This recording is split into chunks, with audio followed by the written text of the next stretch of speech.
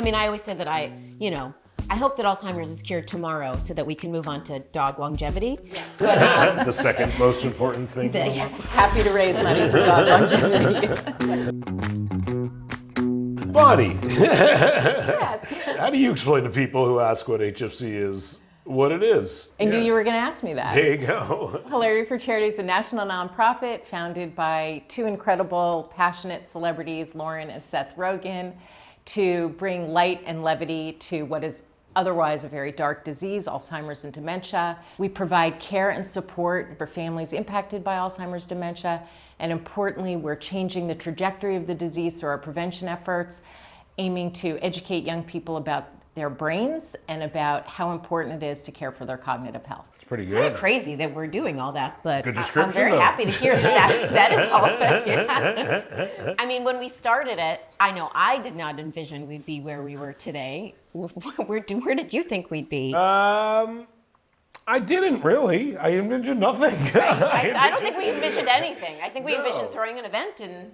Yeah, I always had like an awkward relationship with charitable causes because I felt like I was always asked to be participating in these events, and I didn't really have like a personal connection to any of them. And then when I had a personal connection to one, it was even more awkward in some ways because of how personal it was and how meaningful it was and how much I didn't want to, like mishandle it or misrepresent the seriousness of it through our filthy humor. But eventually I think we found that it was like a very organic way to bring in a younger audience and to talk about it, in a way that made it bearable to talk about because it was kind of a bummer in general. Yeah, I agree. I mean, I think that you've built community because you've been so honest and, have been so irreverent, and that people feel like it's, there's an entry point for them and there's a place where they can come and find hope and community and be sad and laugh. And I would say that HFC wants to be the go-to resource for families when they, if they are unfortunate enough to have a diagnosis, they can know that they can come to HFC and get all of the care and support and information that they need.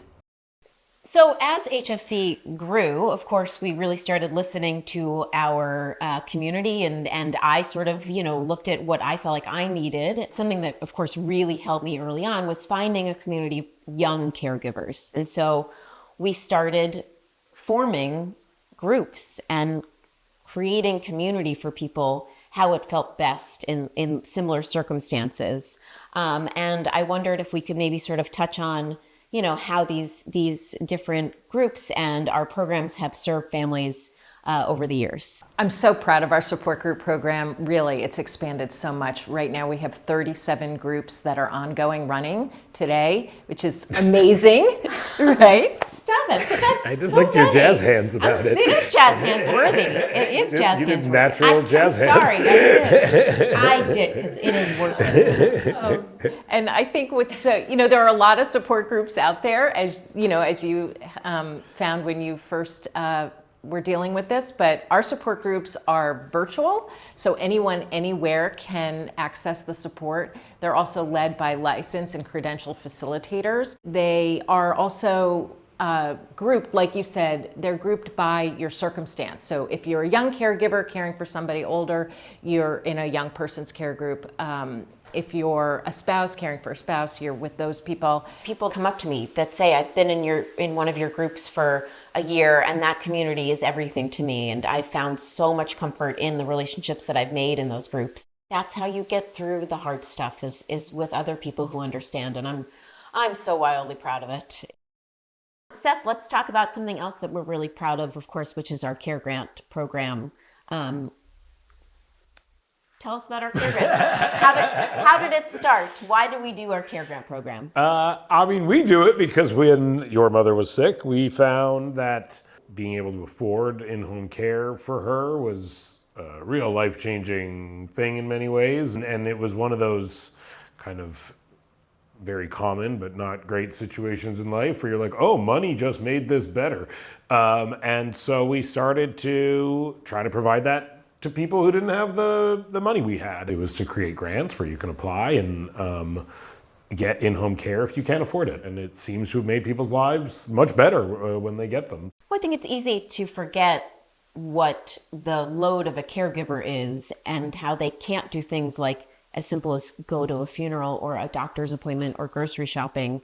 And these care grants give caregivers the ability to take a step away for themselves to do whatever that may be.